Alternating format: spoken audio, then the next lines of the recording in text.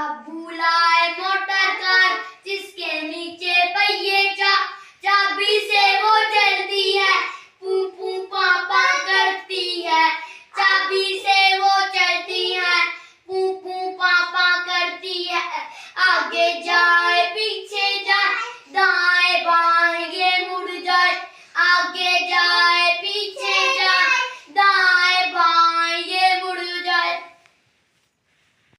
اب ہم سیکھیں گے دوسری پوائنٹ. میری نئی سائیکل تیزی سے چلی پھاٹک سے تو نکلی میدان کی گھڑی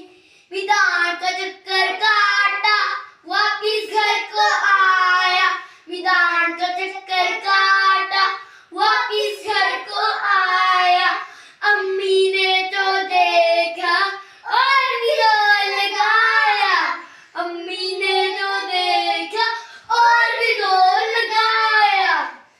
ابو نے شاباشی دی بھاگا جیسے گھوڑا ابو نے شاباشی دی بھاگا جیسے گھوڑا اپنا کوئی شک نہ رہا سائیکل گئی رات میں اب تو کوئی شک نہ رہا سائیکل گئی